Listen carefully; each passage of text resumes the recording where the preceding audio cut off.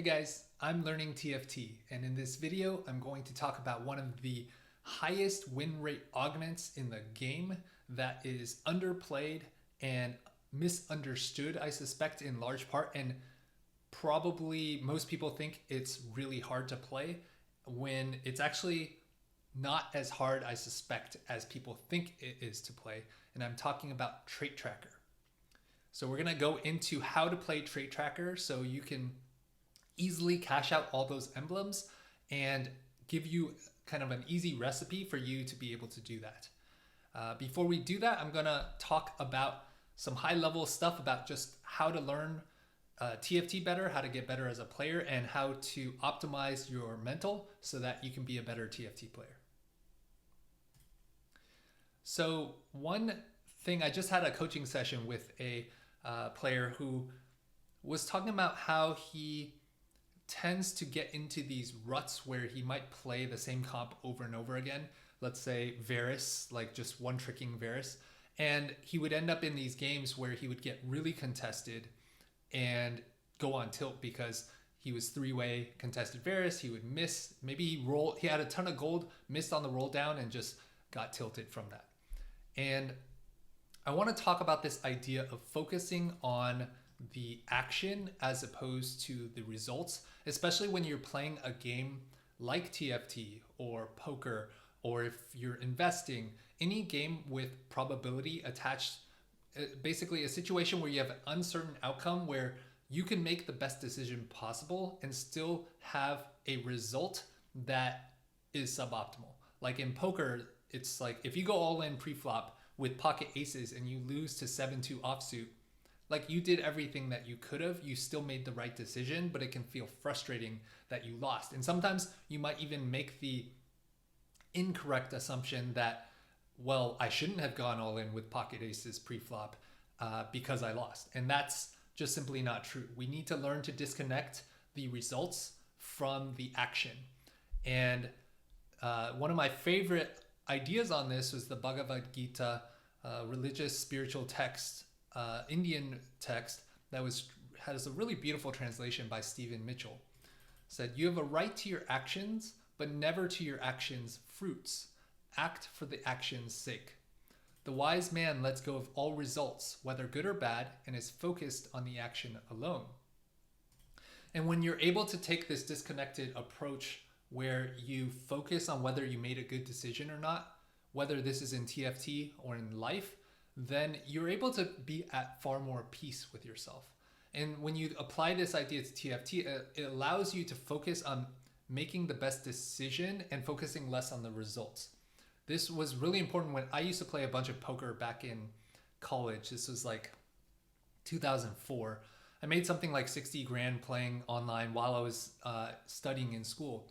And one of the most important things that I would do with my friends was we would analyze like hands, decisions up to a certain point, and we would intentionally, when we shared like hands with each other to try to analyze them, we would intentionally not look at the results when we shared them with each other and say, okay, what was the best decision we could have made at this point and why? And it was irrelevant like what actually occurred, because statistically speaking, you should be able to figure out what the optimal decision point is, and the actual result is more subject to probability and variance than to whether your decision was good or bad. Another idea that I want to talk about is this idea of flow. And when we play games, a lot of our purpose is to have fun playing these games. And one of the challenges when we get stuck in ruts is that we are not discovering a flow state for our minds. And a big part of that is because we're not necessarily finding that right balance between boredom and learning and stepping outside of our comfort zone. So Mihaly Csikszentmihalyi, a psychologist who really popularized the idea of flow in his book, said, "Flow is the state in which people are so involved in an activity that nothing else seems to matter. The experience itself is so enjoyable that people will do it even at great cost for the sheer sake of doing it." And I want to connect that with a tweet thread that I had a while ago on how to achieve flow. And you can use this formula to figure out how you could be a better TFT player and get flow in your TFT games. Because flow also naturally translates into more optimal performance. That's the state in which your brain is performing optimally. So flow is achieved when our skill level perfectly matches the skill level of our tasks. So you get into flow state when you learn a bunch in TFT, and then you're riding a wave of like opponents that kind of perfectly matches the skill level of what you have learned. But inevitably in TFT, that wave as you're climbing will hit a wall, because you're going to hit a point at which the skill level of your opponents surpasses your own personal skill level at that time. And then that wall can be extremely frustrating to handle. And so how do you respond in those situations is part of the question of how you achieve flow. So another point about flow is boredom and anxiety are information. They're signals that can help us achieve flow. Boredom tells us that our skill level is higher than the skill level of the task. Boredom suggests that we increase the skill level of the task.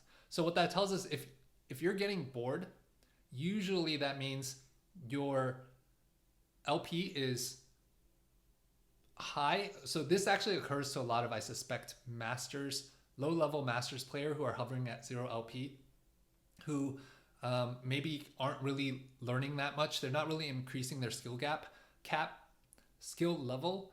And so their MMR is actually lower than the masters level. So they're playing against diamond level players, just a lot weaker players.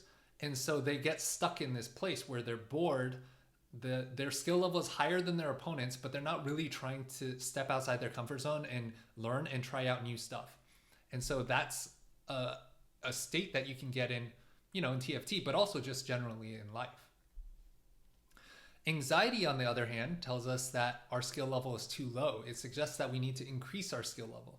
So this happens when, you go on a good run, you run into a wall of other really good players, and you're entering these games feeling anxious. You don't know what to do. You're going bot 4 a lot. There's just so much tempo in the lobby. And so in that situation, it's a really high signal that like, hey, we need to refocus on learning. We need to increase our skill level. We need to practice more. We need to figure out what else we need to do to get better at the game. And a key thing here is that discomfort will try to stop us from increasing our skill level. We might get attached to playing, like in my coachee's case, Varus, one-tricking Varus. It's like very straightforward. Like, what you need to do. It's predictable.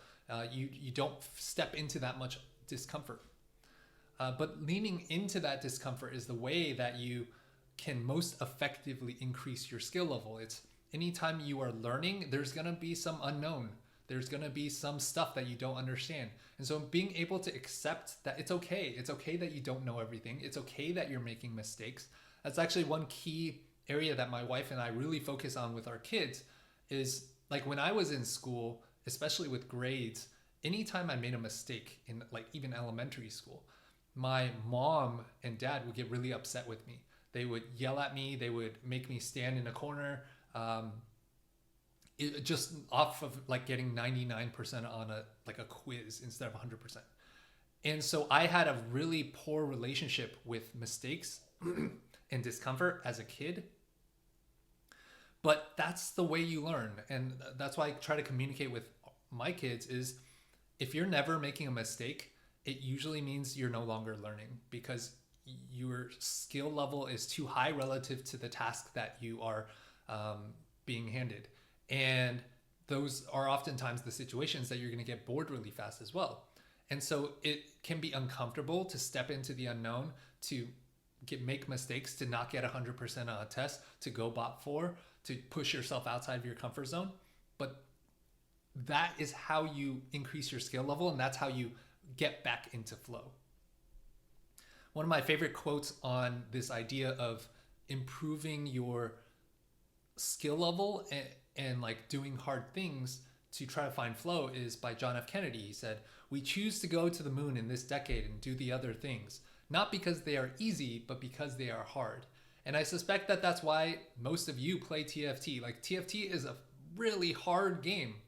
My coachee was asking me like, to what degree do I feel top challenger players have mastered the game, like compared to a like the perfect AI bot that may come along. I don't know how far along AI applied to TFT is, but I suspect that within maybe, I don't know, few years, if there is somebody that applies AI to TFT, it should dominate like even Dish Soap and Setsuko and Malala and all these other top players in the same way that DeepMind dominated Gary Kasparov in chess.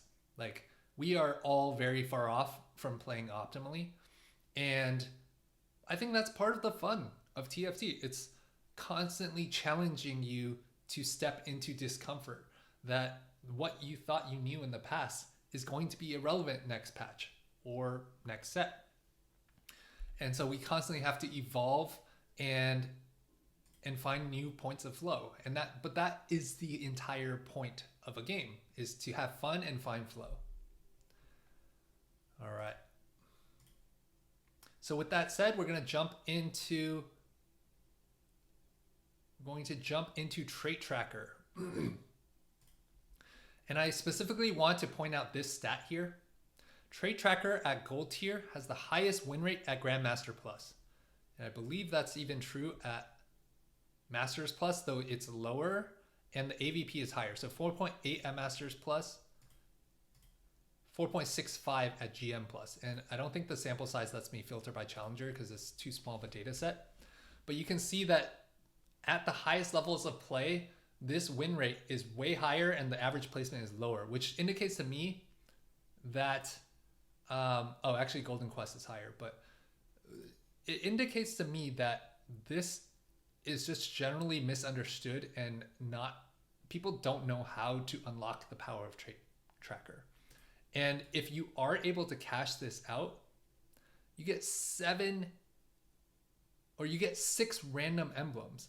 Like, that's insane. If you think about how Chrono Crest, gives you 1 emblem, it does give you a unit, but if you can actually unlock 6 emblems and have at least some decent amount of HP to play with, it's insanely good, and it's also insanely fun. So if we tie this idea to like the idea of flow, if you can just practice how to unlock Trait Tracker, anytime you get it, you're going to have a huge advantage, and I suspect you'll have a lot of fun. So I'm going to talk about how exactly you can do that in a actually pretty straightforward way. And then I'm going to go into a VOD review of one of my games where we can like talk through it in practice.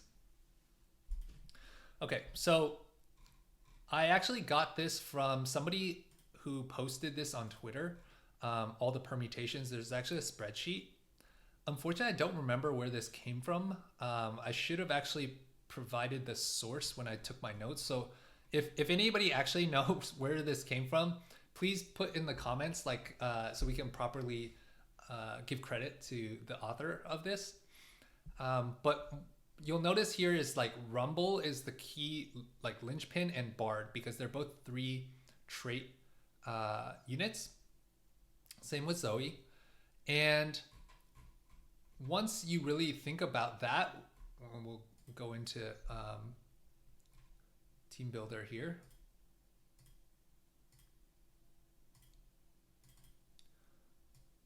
All right, let me make sure you can see this. So I'm going to first remove all of these. So let's just start with Bard and Rumble. They're both 3 traits, and they connect on Sugarcraft. And then from there, we're going to bring in 3 portal units. Zoe also has 3 traits. And then you want to connect up. So Zoe connects Scholar with Bard. So that connects there. And then you want a portal with Blaster with Rumble, which is Ezreal. And then lastly, you have a portal unit that connects Vanguard with Rumble, which is Galio. So this is kind of your core 5 that gives you 5 traits. And from there, all you need to do at level 7 is get 2 more traits in, which is pretty actually straightforward with Witchcraft and Preserver. And so a lot of times, if you're on 3-2, because I'm pretty sure you can only get this on 3-2. Yeah, you can only get trait tracker on 3-2. So if you're on stage 3-2 and you're already playing towards, let's say you were playing towards Varus, and you have like an Ezreal, Rumble, and Bard, like this is actually a very straightforward transition. Or let's say you're already playing Portal. You know, you already have like a Zoe, Galio. Let's say you have a Jace or Nico. Like you're well on your way there too. So if you're already playing some of these units in this core, it's actually a very easy transition. Okay, maybe not very easy, but quite straightforward. All right, so now that's your core 5, which you can actually roll on 3-5 for if you're low on HP, or if you're pretty healthy, you could push 7 on 4-1 and roll there. You do need some time probably to transition, so you probably shouldn't be on 1 life like on the turn that you cash out. So I would suggest that's a point of skill, is when you cash out and how much you roll to hit these units. But these are all very hittable units on level 7. And it can be worth rolling for these units. So I'm primarily focused on 1, 2, and 3 cost units, because 4 costs are unreliable at level 7. So if you want to add a preserver, you could just add a Zillion and then like any of these witchcraft. So this will give you 7. 1, 2, 3, 4, 5, 6, 7, right? So if all you want is a preserver, you just find a Zillion and any of these witchcrafts can go in. Alternatively, you can add in a witchcraft and then figure out what is their additional trait that they added. So let's say Cass is an incanter, you can just add a Ziggs, that'll give you 7.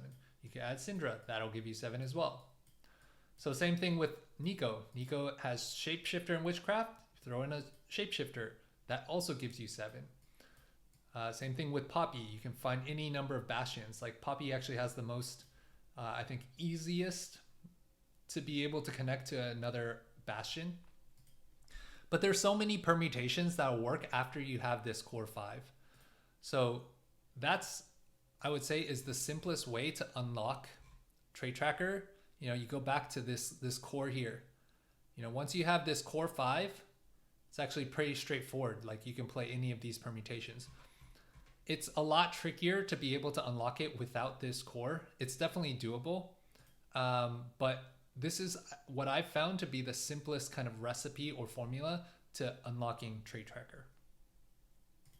So with that said, we're going to dive into game.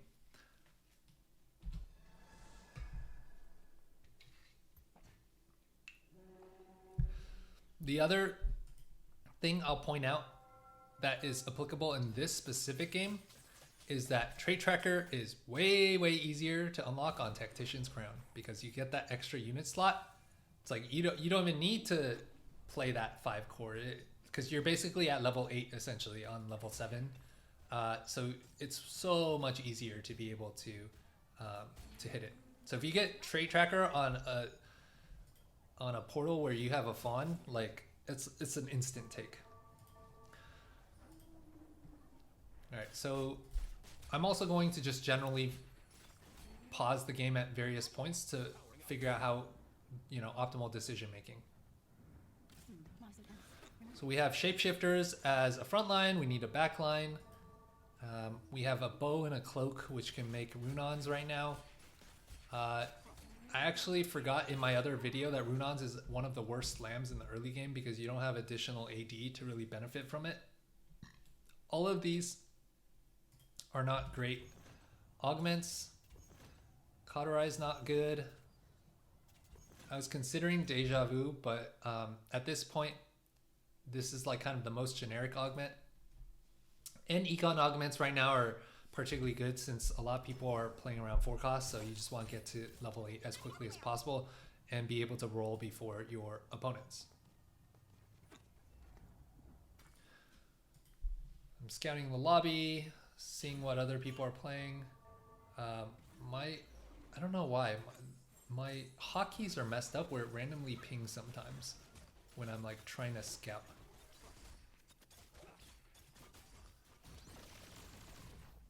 Alright, so we win the first fight. And at this point, I probably could, if I were to slam something in hindsight, I'd probably slam the Even Shroud open bow, which would leave me open to playing either Varus or Callista. And but for some reason I don't know why okay. I think I leaned in this direction because I was thinking I'm probably playing around Hunter mid game, and Hunters benefit from Runons. Since the extra arrow gets you takedowns easier, and that allows your Hunters to be able to get the extra AD on takedown. So we throw in 3 portal, and so you can see here that I already have a lot of the core going for this trait tracker. I have Galio, I have Zoe, just missing the Ezreal, and I am playing towards like an AD direction, which can still lead into Varus or, well, most likely Varus at this point. The spatula would be pretty good to get a Kog'Maw too. And I'm thinking sword here.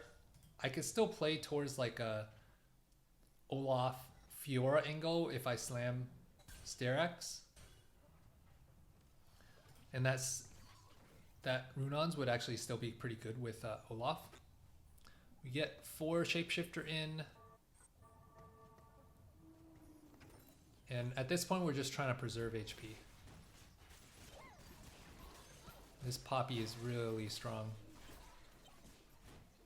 So it looks like this guy, Dino, is going to go towards Fiora. I forget what this item is called, but it's really good on Fiora.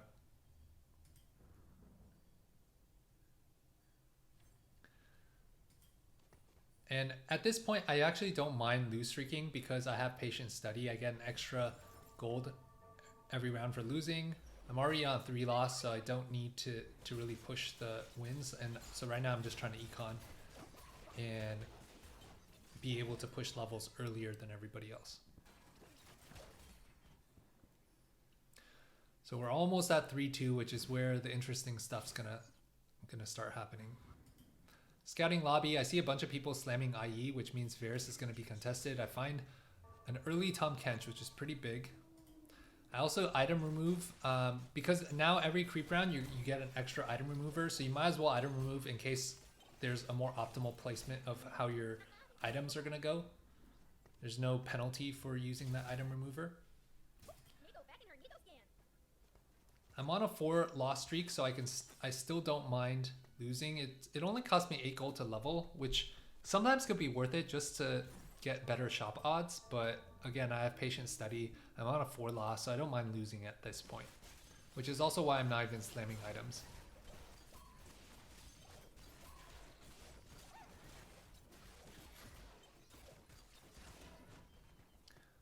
Alright, so we're going into Augment selection, and I immediately see a trait tracker.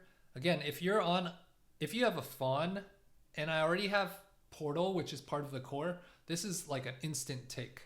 Even though this average placement looks bad, instant take. In fact, even if you don't have this Fawn, after you understand how to actually unlock Trait Tracker, I suspect I'm going to be taking this way more than I have in the past, just because I understand like the easy way to unlock it now. And you can see here, I'm already at 5 traits and I'm at level 6. So at level 7, I just need to figure out a way to add 2 traits in, which I can manipulate around pretty easily. Oh, sorry. I was actually at level 5 before 3-2. So once I get to level 7, which means I'll have 8 unit slots, all I need to add is a Bastion and a Scholar, which I already have Ahri here, so I just need to find a Bastion at level 7, which will give me 8 units. So right now I already have 6. Theoretically, I could just level right now and get there, but there's no rush. I know I have patient study, which will help me level up faster, which will give me more units, and particularly with Arcana, Tahm Kench, and Trait Tracker, that combo is just broken. Or if you hit an Arcana emblem, like with Trait Tracker, is also broken. But particularly Tom Kench, because the more traits you have with Tom Kench, the more HP you get. I'm already playing with a Fawn. I have Patient Study, which will let me level up faster and get more units in and more traits, which will give my whole team HP. So right now game plan is just preserve HP. I'm not trying to intentionally win. And at 3-5, I'm probably going to push level 7, get Bastion in order to unlock my emblems. So I got the Bastion here. No reason to really push aggressively yet. And yeah, this game is looking really good. The one difficulty is that the best Arcana play is usually Rise, or not Rise, Varus, especially since I have slammed AD, but there's a lot of people contesting Varus this game, so that's going to be one challenge, given that I slammed the Runon's Hurricane. So here, Varus would be amazing. I could also get Rakan as Preserver. One of the reasons I didn't slam any items so far after I picked Trait Tracker on 3-2 is because I don't know what emblems I'm going to get, and that will significantly impact what items I want to slam and what units I want to pick up. But a Varus is a Varus, and because it's heavily contested, I want to prevent other people from getting it, and there is a world that it makes sense for me to play Varus. Even though it's heavily contested. I suspect that if I do play Varus at this point, I'm going to have to stick with a Varus 1 for a while. So we'll get the 7 traits in. We're not going to slam any items. We're going to see how we go.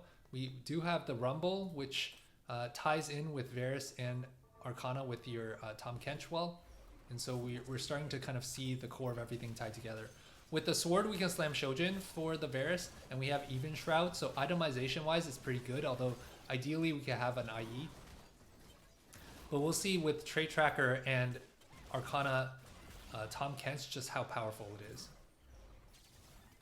And we high roll a Xerath. And we're out of space. And we also have a Pyro Emblem, which is really good on Xerath, combined with the Varus. Alright, so we have a Mage. If you're running out of room, you can always put emblems on bench unit. We also got a Blaster with Pyro. So this tells me I'm going to commit to Varus. And the Multi and the Mage are not really that usable. Bastion's actually not bad because you already have Bastion, so you could play for Bastion. And one trick with Trait Tracker, if you want to put like Multi-Striker and Mage emblem on the board to get value from it, it makes sense to put them on the same unit without other items or emblems that you think you might want to keep. The reason for that is because later in the game, you want to try to roll for the Reforger charm to reforge them into higher value emblems. All right, so I want to Arcana the Tom Kench. We slam Shojin. And if I had more time, I should have slammed Bastion and Even Shroud. And then with this last bow, a red buff would be really nice. And we actually pull off that win with this, even just this Xerath 1. And we're going to start collecting a bunch of Pyro Cinders to increase attack speed. We luckily find a Diana. And look at how many traits we have at this point. It's like pretty insane. And we're not even level 8 yet.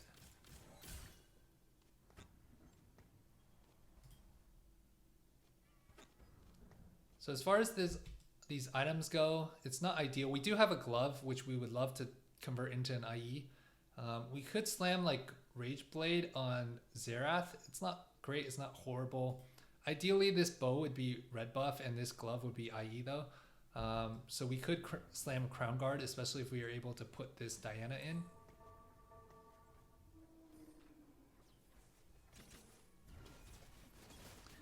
And we're, again, not in a rush really to push levels. Given that Varus, I believe, was like 3 or 4 way contested this game, I suspect I'm actually quite stable, so I'm not even going to try to roll aggressively for Varus. I could take new recruit and try to find one Varus quickly, so that's one way that I could stabilize. Or I could just take the support golem, which is like the best prismatic in the game at this point in the game, and use that to further stabilize my board off of just Varus 1 and Xerath 1.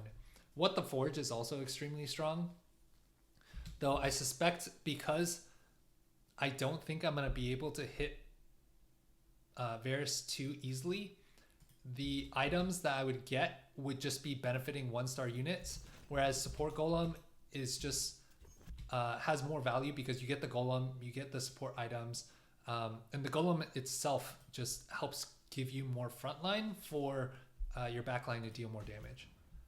And new recruit actually wouldn't be bad either because again, you're looking for more traits for your Tahm Kench Arcana. So we take support golem, we level, and we get a pretty good golem, though the moonstone in the front isn't great. We get the Xerath more items, and we're looking pretty good right now. So here we kind of just low rolled a little bit. Probably frontline items is best. Ideally, we could have found like a fish bones on Varus or something like a Mana Zane or something, just to help our 2 backline carries. But Eternal Winter isn't bad as well. And then we found some good. We could have taken more frontline there. And actually, in hindsight, it might have made sense to take the ZZ Rot portal because I believe it would also benefit from the Arcana Tahm Kench. Though I would say Chalice isn't bad either because it gives AP and mana to the Xerath, and Varus benefits from the mana start as well.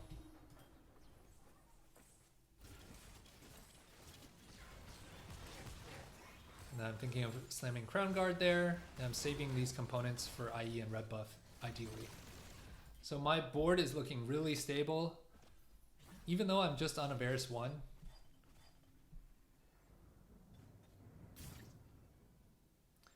And I'm really looking to try to get the... So you can see here that if we go back, there's 1, 2 Varus out, plus 5 here. So 7 Varuses out of the pool, 8, 9. So there's actually only 1 Varus left in the pool. There's no point in me rolling for Varus 2. I could hit all of these as 2 stars, but I suspect that my board is just extremely strong right now as it is, that I don't need to roll. So that's why I'm kind of just sitting right now. I think you could definitely argue, given that I have 5 pairs, it could just be worth rolling, but if you look at how strong my board is steamrolling this lobby right now, this 450 HP per unit, plus I have the support golem as a dummy, gets more HP. It's just insanely strong. So now you can really see the power of the emblems coming into play. So with the bow and glove, I want a sword or a bow. Unfortunately, I don't get that. So I'll pick up another glove here.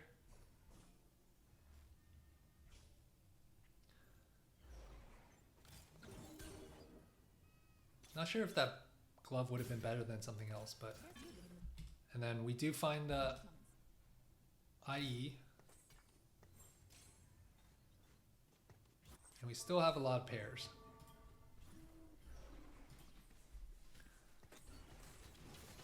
So I finally slam some of these, give a little AP and attack speed to Bard, but we're still looking for that Reforger to get more value out of those emblems.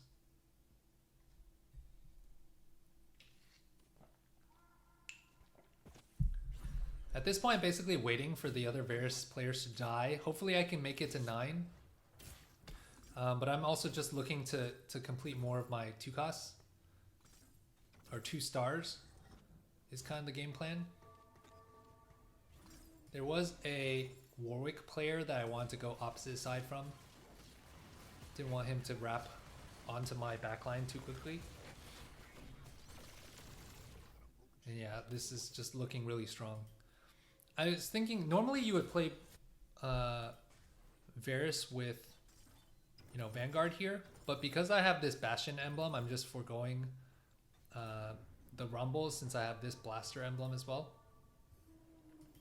And you can see here, if I go 9 and add a Frost or Multi-Striker, I can also get more value. And so this is also the value of getting hitting an early Xerath, is you just get access to so many of these valuable charms. We get 4 Preserver. So this is also extremely strong because Preserver heals as a percentage of HP. And because my Arcana Tahm Kench gives everyone plus 450 HP, the percent healing on the Preserver is just so much more valuable. And I have the Preserver emblem here, so once I find a Rakan, I can actually even go 5 Preserver on a ton of extra health. And so you can see why this is so powerful now that... Oh, also I finally got the Reforger. How did that happen? Okay, yeah. Tinker. Amazing with dead emblems. But yeah, going back to the point about the Preserver, you get 5 Preserver with all of this frontline. You know, you have this extra unit. You have the what is this? The Locket, the Moonstone, with a 4 Bastion frontline. I only have 2 stars on my whole team, and I'm on a 7 streak. And so, if you are playing Trait Tracker, this is where, if you don't get the Arcana emblem, Tahm Kench is extremely strong. If you do get the Arcana emblem, then Arcana signifying your Arcana emblem can give you a ton of damage. But without that, you could just default into playing Arcana Tahm Kench because you just get so much HP value that it doesn't even matter that my board's 1 star because you just get so much extra HP on your board.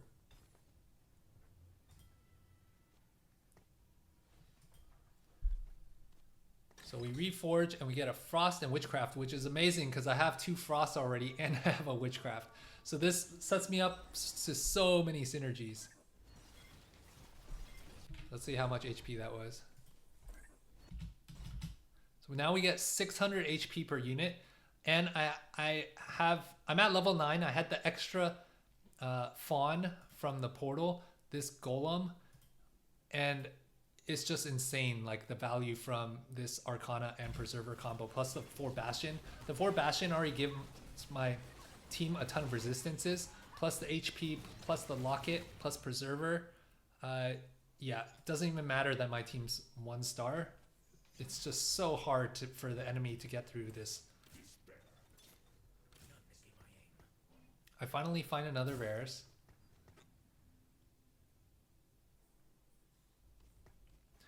And lots of other Varuses that I'm waiting to die.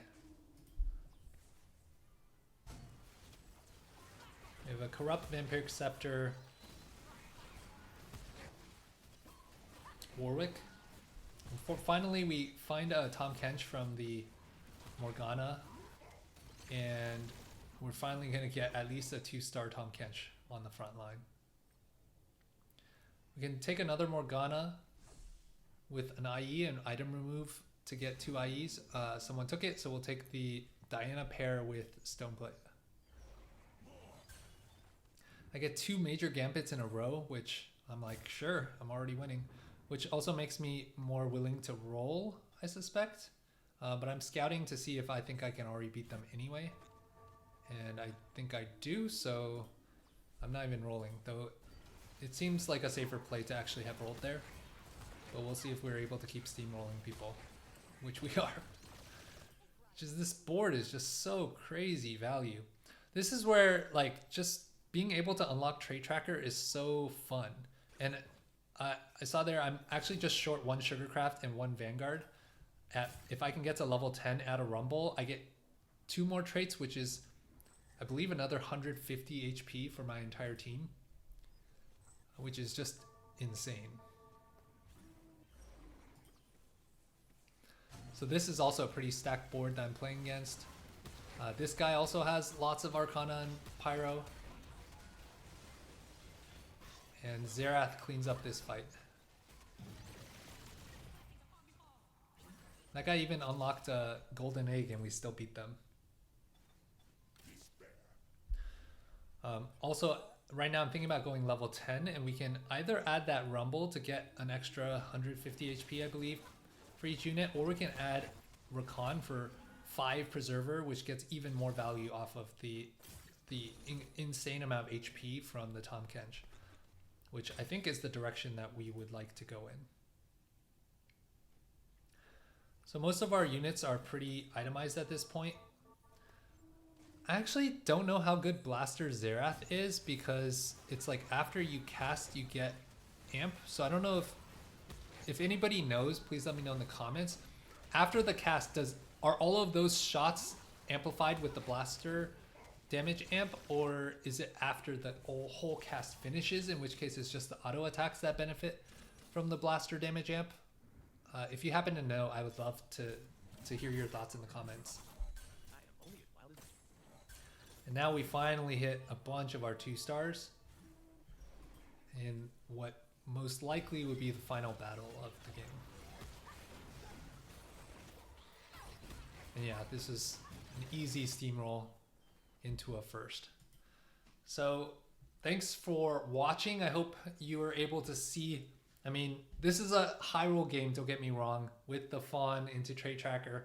But even without all of that, this really gives you a much easier formula to figuring out how to unlock Trait Tracker. And once you unlock it, you can play a lot of different stuff. You can flex between a lot of stuff, but you can see really specifically the power of playing Arcana with Trait Tracker, because either you get the Arcana emblem or you can play around Tahm Kench. Either one is extremely strong and powerful. So yeah, I appreciate you watching this video. Let me know what you thought in the comments. If you would have done something differently, if there's some analysis that you would like to add, I would love to hear your thoughts. Thanks for watching, and I'll see you in the next one.